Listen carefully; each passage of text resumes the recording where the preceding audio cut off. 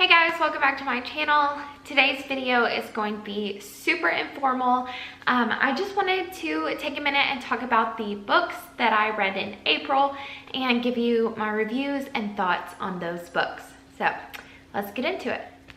Now the only book, or the only physical copy of the books I have is The Lost Apothecary, and it was one of my book of the month reads. I actually just finished reading this and I'm giving it 5 stars. This was such a good book.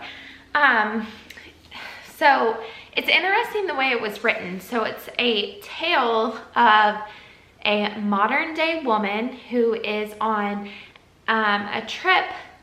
There's a lot more details in that, but I don't want to give any spoilers. So she's on a trip and she discovers something in the river. It's like a little vial in the river.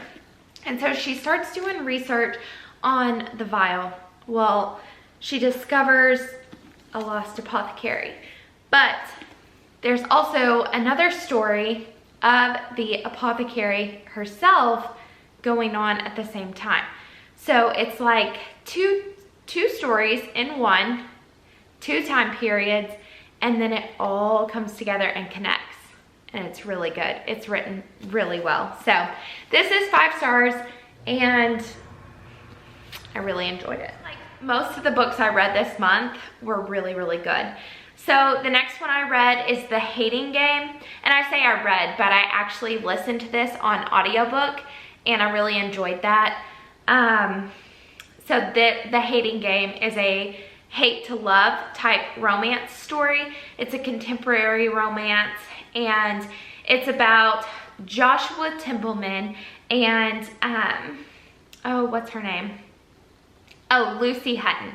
Joshua Templeman and Lucy Hutton, and they are office mates. So they're a company that they work for. He worked for one company, she worked for another, and their companies had a merger. She was an executive assistant, he was an executive assistant, and now the 2 CEOs that don't get along, they are their executive assistants and they don't get along, but they have to share an office. And ultimately, you know, with a hate to love romance, they fall in love and it's just so good.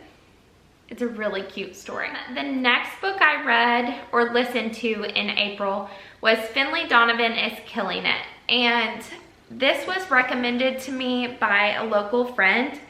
And again, I listened to it on audio, but I did enjoy it. I did not enjoy this one as much as The Hating Game. I gave this one 4 stars on Goodreads. This is like a mystery thriller type book. It's contemporary fiction, but it's about a woman who has recently been divorced. She's raising her 2 kids. She's an author, but she's having trouble writing at this moment, which in turn she's having trouble paying bills, and she ends up at a meeting with her agent to discuss a book and where she's at with writing it.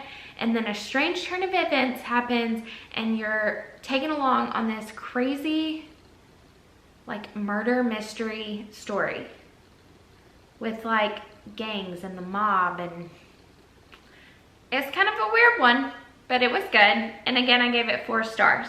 The next one that I read, and I rented this one from the library, was When You Trap a Tiger by Tay Keller. And this is the one that I think I talked about it a little bit more in my April TBR video. But this one is the Korean folklore or folktale stories. And it's about these 2 girls who move in with their grandmother, their mother and their grandmother.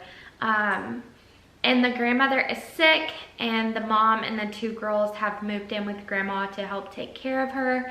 Grandma is a little bit quirky and she believes in these spirits and these tigers, and she believes in all these stories. And you know, the whole town loves her, but the granddaughters are a little bit embarrassed at their quirky grandma. The youngest daughter really believes in Grandma's stories, and she believes that she has seen the tiger that Grandma is talking about. She's making deals with the tiger to try to save her grandmother. And it's a great story. It's also a very sad story, but it's also very good. It's all about family and love and the things that you'll do for your family, and finding your voice when you have to face hard things. So highly recommend that book. I gave that one also 4 stars. That is I think it's a middle grade read. Let me see.